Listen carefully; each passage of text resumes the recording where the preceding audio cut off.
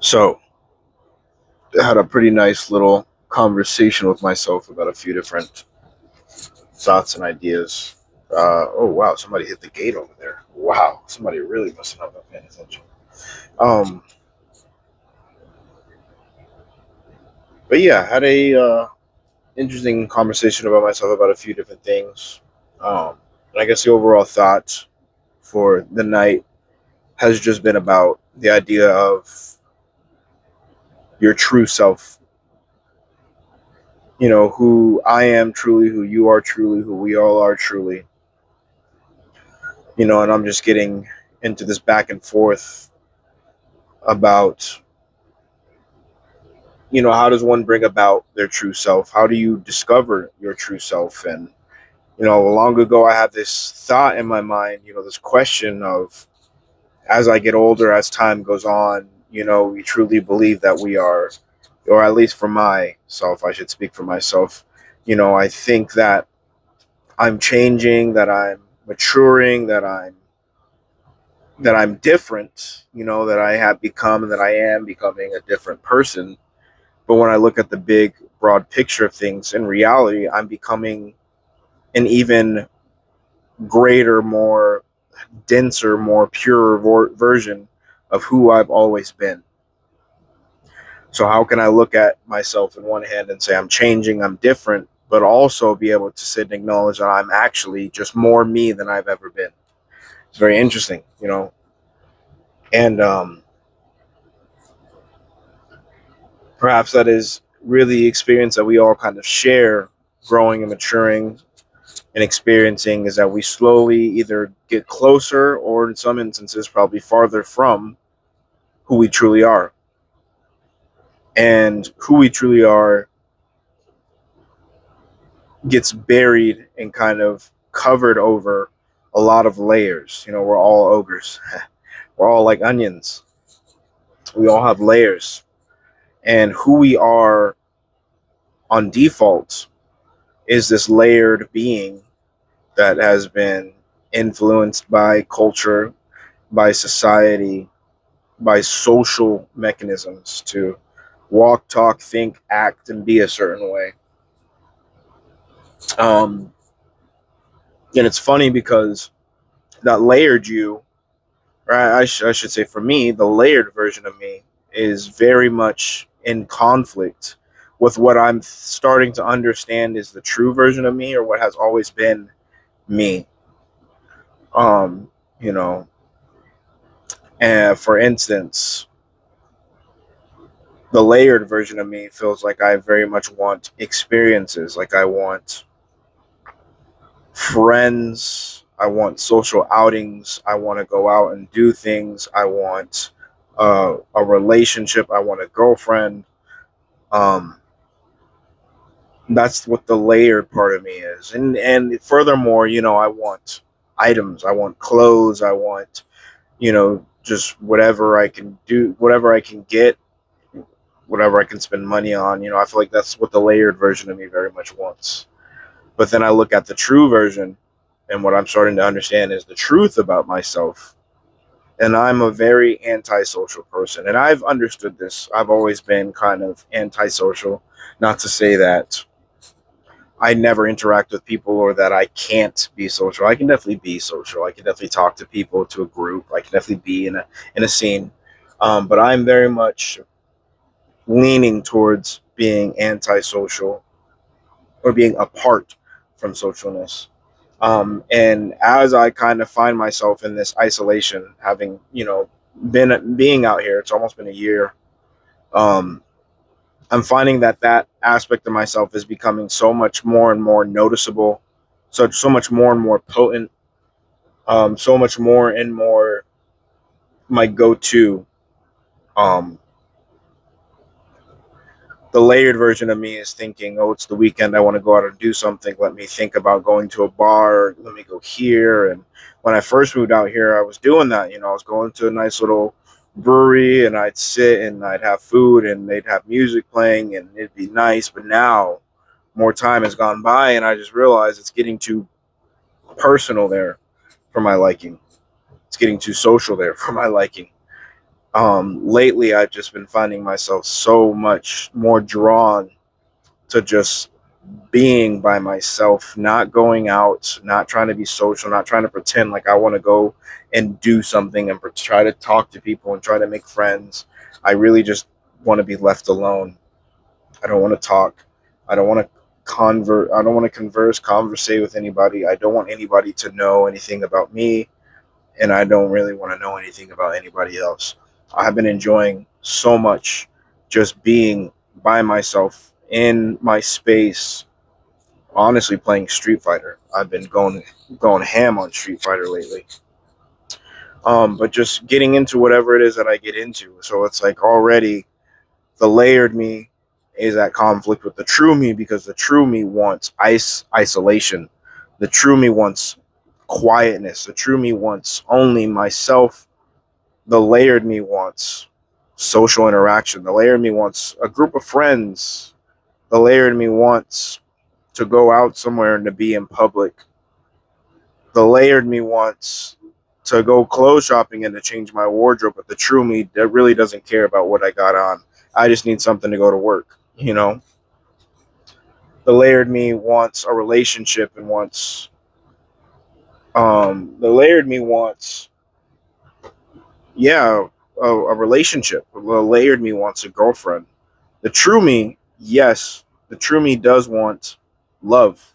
I can say that the true me desires love to a degree, but then it comes into the to what I believe is sort of a third factor, is the learned and the experienced me. You know, there's the layered societal cultural me. There's the true pure me. There's the learned experienced me, and the true me wanting love can kind of agree with the layered me of wanting a relationship. You know, the layered, but for different reasons, I believe. But they're at conflict with the learned experienced me. The learned experienced me doesn't want a relationship, because what I've learned and experienced is that that shit is honestly a waste of time for the foreseeable future for numerous reasons. Maybe a topic of thought for another video, but it's just interesting getting into this thought of, you know, the layered me and what layers I built upon myself to function in this culture, in this society, versus the experienced me, the me that makes decisions based off of what I have learned and experienced and burned my hand in the fire going through, and the true me that despite the culture, despite the expectations, despite the experiences and all that, the true me, what the true me still desires, regardless, through and through. It's very interesting thinking about those things, and and just being on the notion. You know, this is a maybe a little tidbit into, you know, the relationship aspect, is that, you know, you want not even romantic relationships but friendships and things like that. You want people to accept and see and embrace the true you. At least for me, and a lot of times what I find myself scratching my head at is that to function along other people, to function in this society, to function in groups with friends or with a girlfriend or even with family at times, you very much have to put forth the layered you, you know, and it's like people really don't care for what the true you is.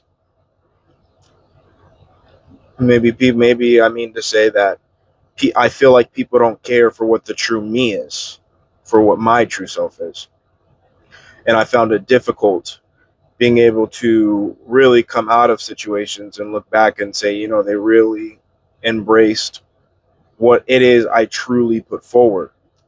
But instead, I have to say that they really only interacted with the layers that I put forward to them, you know, and in my mind, you know, that's kind of a sad thing to think about, to think that people really only interact with you if you interact with them on this layered foundation, that you interact with them in a way that, you know, in a way that they will accept and acknowledge and deal with. Because to be your true self is something very potent. It's something very, I mean, aggressive in a sense. You may not be an aggressive person, but the true you is aggressively you. Um, and that's not something everyone is going to mesh with. That's not something everyone's going to vibe with. And I can say to myself, I think that's kind of sad that you can't truly be yourself unequivocally, unapologetically, and expect acceptance. But that is simply just reality. You know, that is simply just reality. And I can't say it's sad because as I can sit here and think and tell myself, I really hope that someone out there, or that I really want people out there, friends and family and girlfriends, to really see and accept me for the true, purest form of me.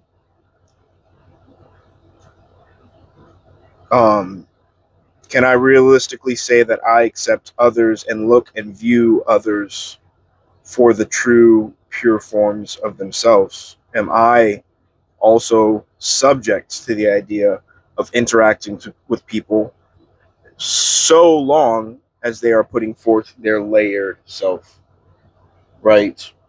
Um, am I any better than they? Is this simply just something we all do? I do believe that there are people out there that mesh and will see and listen and hear and embrace and interact with you for truly being unapologetically you. But my optimism on finding those people is waning.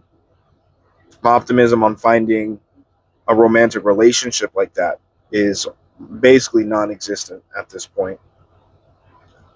But once again, that is simply reality, because part of this thought of understanding and finding and putting forth what is the purest, truest form of me, and disregarding the learned, experienced me, and disregarding the culturally trained, layered me, um, I'm starting to understand that no one will accept the truest version of you more than you. No one will hear my truest, purest thoughts and words more than I will hear them. No one will understand and think about my words and my thoughts more than I will think and seek to understand them.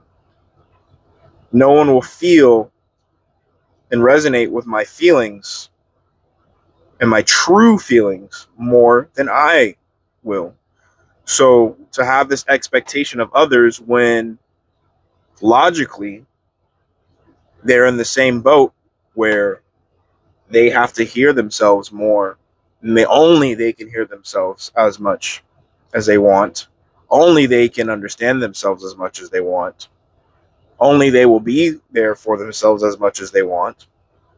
And that's not to say that's just a snap of a finger. You just do it. I mean, that's a pretty complicated scenario in and of its own when it comes to hearing and understanding and being there for yourself. The idea of loving yourself. Um, But how can you have the expectation for others to interact with you on the purest form when you're the only one that can truly interact with yourself on that purest form? You know, um, and how can I have that expectation of others when others have that duty to themselves? Because I don't know, maybe I'm not even making sense, but you know, not only are you going to listen and hear your words more than anyone else in the world, but while someone else is hearing and listening to their words more than anyone else, how can they then listen and hear your words more? You know? So there's some degree of selfishness that's needed in the situation. I mean, to even put yourself forward like that, to be comfortable, to understand, to be confident enough, or to just simply not care enough. I think that's the first step of it, is not caring enough, not caring anymore about those around you, about whether they understand you, about whether they hear you, because at the end of the day, I understand myself, I hear myself. To not care whether someone else will console you or feel what you're feeling, because at the end of the day, I console myself, I hear myself, I feel what I feel, you know, and maybe that's the first step of the process of truly embracing and finding and getting deeper. Because even though I feel like you can embrace and live in that true version of yourself, it's still a discovering process that gets deeper and deeper and deeper. But yeah, I don't know. That's just interesting to think about. Um, Everyone's experience is different. Everyone's perspective is different. Everyone's thoughts are different, and that already is a key factor as to why possibly there's no one else in the world that can never truly hear your thoughts, that can never truly hear and understand your words, that can never truly mesh and see you for who you are, because they only you can see you for who you are, because only you can see as you see. Everyone else sees a little bit differently. Um, yeah, yeah. I just had to get that thought out of my head.